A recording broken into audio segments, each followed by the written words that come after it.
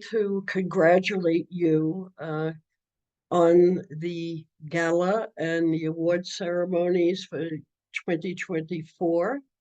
And I want to say that your organization, I know, is thriving and attracting the admiration of many charities and support groups throughout the world. So uh, you are appreciated, and you are drawing uh, attention to the lesser known and very serious diseases, the rare diseases that are generally ignored. And this year, I'm very pleased to note that one of your honorees is an old friend of mine, uh, Frank Sazanowski, an attorney from Washington, D.C.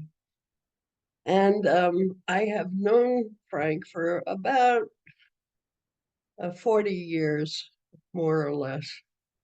And I think we first became acquainted when he was working at the FDA as a young lawyer, as one of his first jobs. And he was assigned a small task of writing the regulations for the Orphan Drug Act.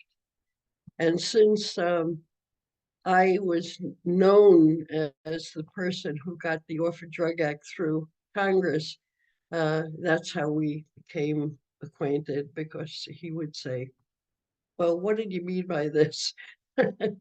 Whatever the words were in the law.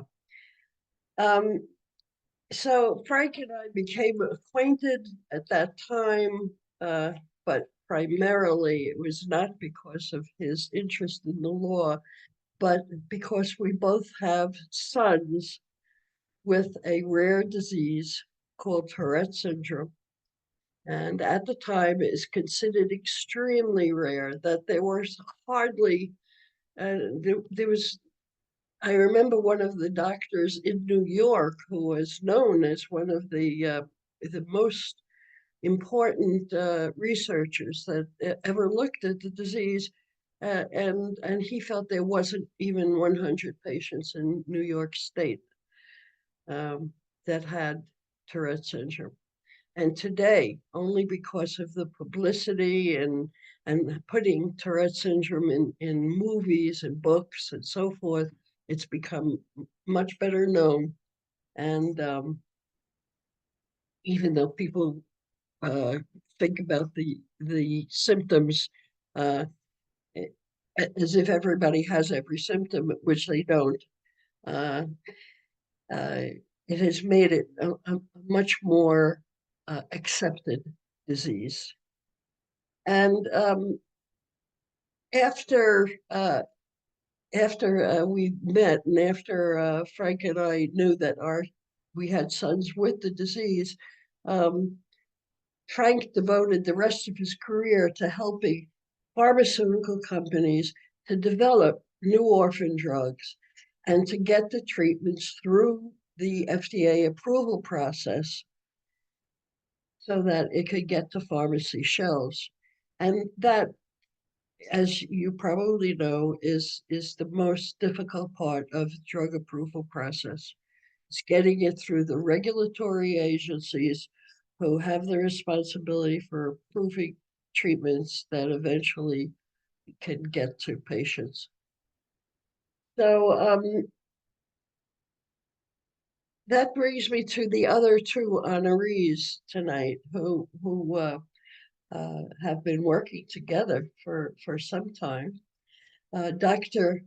Parwar and Dr. Jain, who have worked to reduce the costs of expensive CAR T therapies, which are known mostly as the treatments for rare cancers. I want to salute the work that they are doing, because the high cost of some of the most unique life-saving therapies can prevent patients from obtaining them. I read that the most recent gene therapy approved in the United States is for sickle cell anemia, which kills people every year. People are dying of sickle cell disease. And the cost of the gene therapy is $3 million a year. 3 million a year. How many Americans can afford that? Very, very few. And so I've always been praying that someone would come along and find a less expensive way to manufacture these drugs so that they become affordable to the people who need them. So here I see that it has happened on the CAR T therapies that are used for rare cancers, and that these doctors in India have been developing the technology that would enable them to do that. And I want to thank Dr. Parwai and Jane. I want to say thank you very much, not just for the patients who are going to need the CAR T cell therapies, but for all of the patients who are using new technology, and nobody is looking for less expensive ways to make them, except for you. So you have a lot of work ahead, and if you ever run short of ideas on which drugs to look for next, just let me know. So after you finish the CAR T cell therapies, I invite you to specifically look at gene therapies because they are out of reach of everybody. And very often people outside the United States look at the United States and feel that we're all millionaires and we can afford anything. And the truth is, no, there are large portions of our populations who are poor.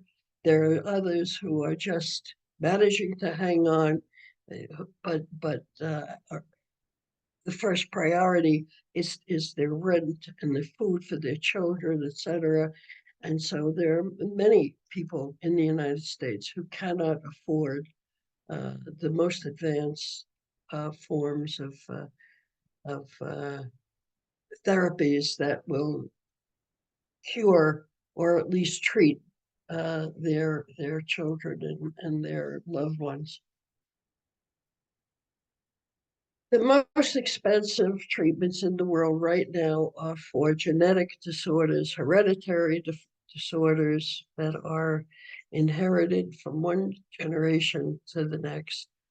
So if you or any of your colleagues can do anything to lower the costs of treatments that will make them more affordable all over the world, because there are so many places where they cannot afford $1 million prices on drugs. And I know you will succeed at what you're doing. So thank you very much for the opportunity just to introduce you all. I really wish that I could be there for the ceremony, but Frank will tell you I'm 80 years old, and next year in April, I will become a great grandmother. So I like to stay home and feel safe. Thank you very much. Bye bye.